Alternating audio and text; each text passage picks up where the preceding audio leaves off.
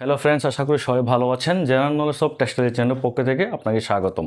বন্ধু, আজকে আমরা আলোচনা করব ডাইং মেকানিজম পার্ট 2। পার্ট 1 আমরা আলোচনা করছিলাম ডিফিনেশন অফ ডাইং এবং মেকানিজম অফ ডাইং। মেকানিজম বলতে আমরা ডাইংয়ের জাস্ট জেনারেল একটা মেকানিজম নিয়ে আলোচনা করছিলাম, কিন্তু পার্ট 1-এ আমরা সময়ের জন্য টোটালটা কভার দিতে পারি নাই, অনলি মেকানিজম নিয়ে আলোচনা করেছি। কিন্তু মেকানিজমটা কমপ্লিট হতে হলে আরও বিষয় কিছু জানা আমাদের প্রয়োজন, ওই জন্য আমরা পার্ট 2 নিয়ে এসেছি। তো আপনারা জানেন যে মেকানিজম আমরা আলোচনা করেছিলাম অ্যাবজর্পশন, পেনিট্রেশন এবং ফিক্সেশন। এই তিনটা প্রসেসের মাধ্যমে ডাইং মেকানিজমটা কমপ্লিট হয়। কিন্তু এই তিনটা যখন কমপ্লিট করতে হবে, ফিক্সেশন যেখানে আমরা বলতেছিলাম, ফিক্সেশন কমপ্লিট করতে হলে এখানে কিন্তু কিছু বন্ড তৈরি করতে হয়। তো আজকের আলোচনার মধ্যে আমরা থাকবে ডিফারেন্ট টাইপস অফ বন্ড, কী ধরনের বন্ড তৈরি করে, ওই বন্ডগুলো নিয়ে আমরা ডিটেলস আলোচনা করব। এরপর বন্ড স্ট্রেন্থ নিয়ে আলোচনা করব এবং ফাইনালি আমরা fibre die bonding combination, fibre এবং ডাইয়ের কোন ফাইবার কোন ডাইসের সাথে বন্ড তৈরি করে, ওগুলো নিয়ে আমরা ডিটেলস আলোচনা করব পার্ট 2-তে। তো বন্ধু, আপনারা যদি চ্যানেল নতুন হয়ে থাকেন চ্যানেলকে অবশ্যই সাবস্ক্রাইব করবেন, আর যারা অলরেডি সাবস্ক্রাইব করেছেন তাদেরকে অসংখ্য ধন্যবাদ। চলুন তাহলে আমরা পার্ট 2 শুরু করি।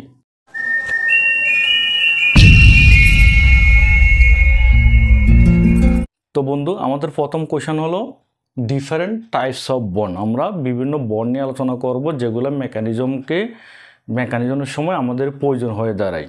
তো বন্ড সম্পর্কে আলোচনা করার আগে বন্ড জিনিসটা কি সেটা একটু আমরা ডিফিনেশানে বুঝে নিই। বন্ড মানে হলো কেমিক্যাল রিয়েকশান বিটুইন ফাইবার এবং ডাইস মলিকুল। তো যদি সংজ্ঞাটা বলি, chemical bond occurs in a chemical reaction between the fibre and dye. Fibre এবং ডাইয়ের মধ্যে যে রিয়েকশানটা হয় ওইখানের মাধ্যমে আমরা কিছু বন্ড পাই।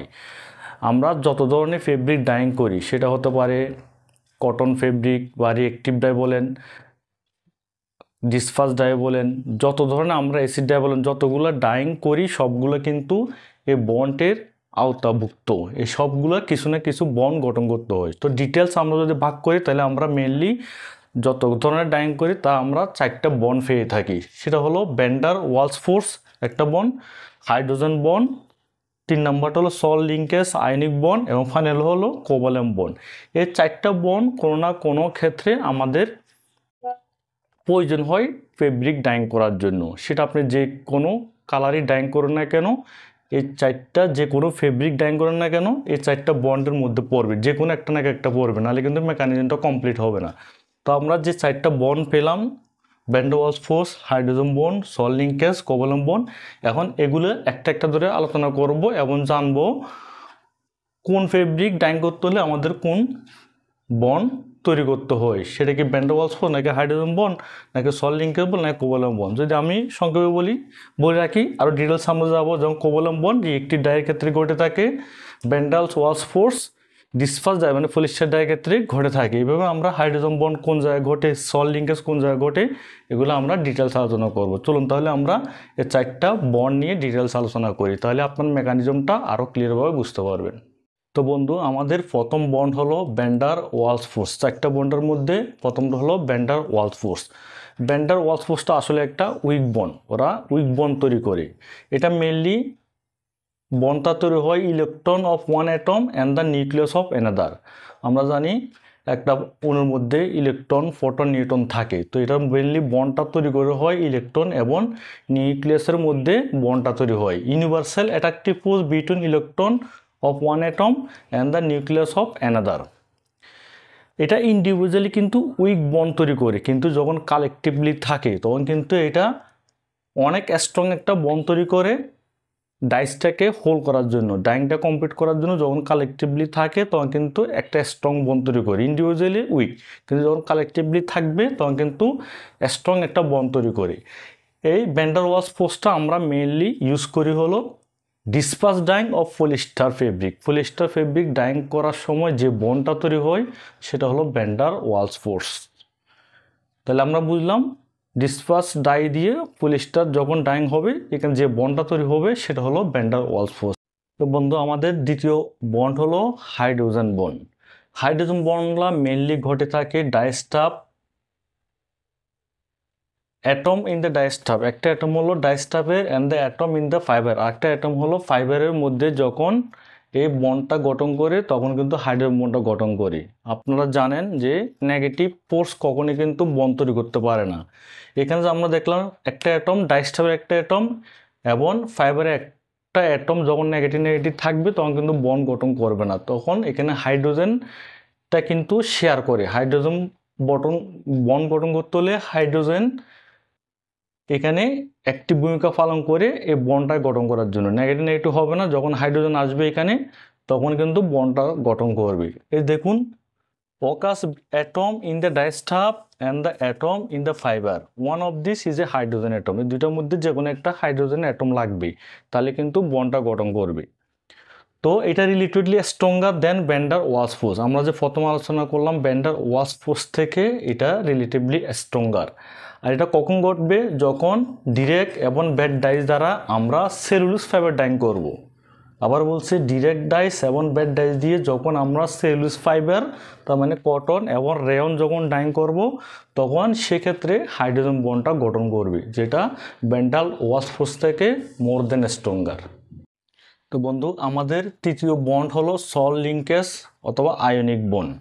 এই আয়নিক বন্ড বা সল লিঙ্কেজ বন্ডটা মেনলি হয়ে থাকে positive charge dye group and negative charge fibre group, অথবা নেগেটিভ চার্জ ডাইসে নেগেটিভ চার্জ এবং ফাইবারে পজিটিভ চার্জ, ভাইস ভার্সা। এই দুইটা ক্ষেত্রে আমরা সল লিঙ্কেজ আয়নিক বন্ডটা গঠন করে থাকে, অর্থাৎ পজিটিভ এবং নেগেটিভ চার্জ মিলে যে বন্ডটা গঠন করবে সেটা হলো আয়নিক বন্ড। তো পজিটিভ চার্জটা ডাইসের হতে পারে আর নেগেটিভ চার্জটা ফাইবারের হতে পারে, অথবা ভাইস ভার্সা, অথবা পজিটিভ চার্জটা ফাইবারের, নেগেটিভ চার্জটা ডাইসের। এর মধ্যে যে বন্ডটা গঠন হবে সেটাকে বলবো আমরা সল লিঙ্কেজ আয়নিক বন্ড। তো এটা মেনলি অ্যাসিড ডাইয়ের ক্ষেত্রে ঘটে থাকে। Acid dye bond with amino group in wool or nylon. Wool এবং নাইলন অ্যাসিড ডাই দ্বারা যখন ফেব্রিকটা ডাইং হবে তখন কিন্তু আয়নিক বন্ডটা গঠন করে থাকে। তো এটা mainly strong fixation in protein and synthetic fibre. Protein এবং সিনথেটিক ফাইবারে এটা কিন্তু স্ট্রং বন্ড হিসাবে কাজ করে, যেটা আমরা আয়নিক বন্ড গঠন করে অ্যাসিড ডাই দ্বারা যখন ডাইং হবে। তো বন্ধু, আমাদের ফাইনাল বন্ড হলো কোভালেন্ট বন্ড। কোভালেন্ট বন্ডটা হলো এতক্ষণ আমরা যে তিনটা বন্ড আলোচনা করলাম তার মধ্যে সবচেয়ে স্ট্রংগেস্ট এবং পার্মানেন্ট বন্ড। তো এই বন্ডটা কখন ঘটবে? From when hydroxyl group in cellulose ফাইবারের হাইড্রক্সিল গ্রুপের সাথে অ্যাটম ইন রিয়েক্টিভ ডাইসের যে অ্যাটম এবং সেলুলোজ ফাইবারের যে হাইড্রক্সিল গ্রুপ, এর মধ্যে কিন্তু কোভালেন্ট বন্ডটা গঠন করে। এটা মেনলি আমরা দেখি হলো রিয়েক্টিভ ডাই এবং সেলুলোজ ফাইবার যখন আমরা রিয়েক্টিভ ডাই দ্বারা ডাইং করি তখনই এই কোভালেন্ট বন্ডটা গঠন করি। আর এটা সবচেয়ে, যেটা বলছিলাম, স্ট্রংগেস্ট এবং মোস্ট পার্মানেন্ট বন্ড। এই চারটা বন্ডের মধ্যে কোভালেন্ট বন্ডটা হলো সবচেয়ে স্ট্রংগেস্ট এবং পার্মানেন্ট বন্ড। এ হলো আমাদের চারটা বন্ড, যেখান থেকে আমরা জানলাম কোন ডাই কোন ফাইবারের ডাইং করলে কী ধরনের বন্ড গঠন করবে, সেটা আমরা এই চারটা বন্ডের মাধ্যমে জানতে পারলাম। আশা করি চারটা বন্ড আপনারা বুঝতে পারছেন। তো বন্ধু, এখন আমরা দেখব বন্ড স্ট্রেন্থ, তার মানে কোন বন্ড কতটুকু স্ট্রং তা আমরা একটা ভ্যালু দিয়ে বুঝিয়ে দেব কোন বন্ডটা বেশি স্ট্রং। তো আগের আলোচনা থেকে আমরা অলরেডি বুঝে গেছি যে কোন বন্ডটা সবচেয়ে স্ট্রং এবং কোন বন্ডটা আসলে দুর্বল বন্ড। তো এই চারটা দ্বারা আরও ক্লিয়ার বুঝতে পারবেন এবং মনে রাখতে পারবেন। Bond type relative strength, van der Waals force bond strength মাত্র 1, hydrogen bond 3, salt linkage bond strength 7 এবং ফাইনালি কোভালেন্ট বন্ড 30। আমরা বলছিলাম ভ্যান ডার ওয়ালস হলো উইক বন্ড এবং কোভালেন্ট বন্ড হলো সবচেয়ে স্ট্রংগেস্ট এবং পার্মানেন্ট বন্ড। এই ভ্যালু দ্বারা সেটা আমরা বুঝতে পারছি, যত নিচের দিকে যাচ্ছে ভ্যালুটা বাড়তেছে, তার মানে এটা স্ট্রং, এটা স্ট্রং, এবং ফাইনালি 30 যেটা কোভালেন্ট বন্ড সবচেয়ে স্ট্রং বন্ড। এইটা হলো relative strength of different bond. তো বন্ধু, এখন আমরা 3 নম্বর question, common fibre die bonding combination, অর্থাৎ এই চার্ট থেকে আমরা বুঝতে পারবো কোন ফাইবার কোন ডাই দ্বারা ডাইং করা যায় এবং কী ধরনের বন্ড গঠন করা যায়। এই চার্টটা যদি আপনি মুখস্থ রাখতে পারেন তাহলে এক নজরে আপনি সবগুলো জানতে পারবেন। চলুন চার্টটা আমরা দেখি। প্রথমটা আমরা আলোচনা করব ফাইবার টাইপ, দ্বিতীয় হলো ডাই ক্লাস, তৃতীয় হলো বন্ড, অর্থাৎ কি ফাইবার কি ডাই দ্বারা ডাইং হবে এবং কি বন্ড গঠন করবে। দেখি আমরা প্রথমটা হলো সেলুলোজ ফাইবার, তার মানে হলো cotton fibre, jute fibre, rayon fibre. এগুলো আমরা যে ডাইস দ্বারা ডাইং করি সেগুলো ডিরেক্ট ডাই দ্বারা, ভ্যাট ডাই দ্বারা, রিয়েক্টিভ ডাই দ্বারা, সালফার ডাই দ্বারা।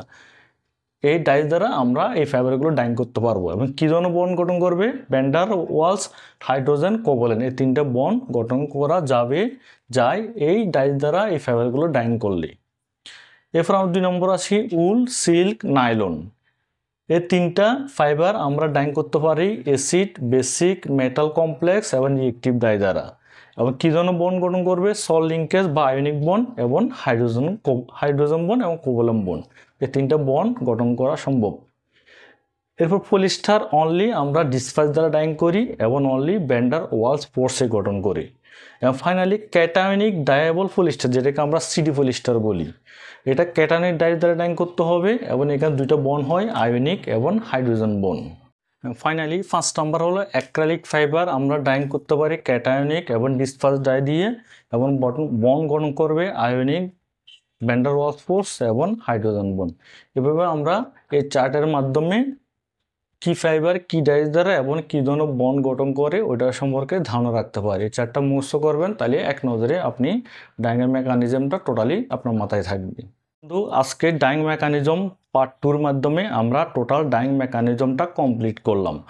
ডাইং মেকানিজম পার্ট 1-এ আপনি জেনেছেন ডাইং মেকানিজম কীভাবে কাজ করে এবং পার্ট 2-তে আপনি জেনেছেন ডাইং মেকানিজম করতে হলে কী কী ধরনের বন্ড গঠন করে, বন্ডগুলো স্ট্যান্ড কী, এবং একটা চার্টের মাধ্যমে আমরা দেখাই দিলাম কি ফাইবার কি ডাইস দ্বারা ডাইং করতে হবে, কী ধরনের বন্ড গঠন করবে।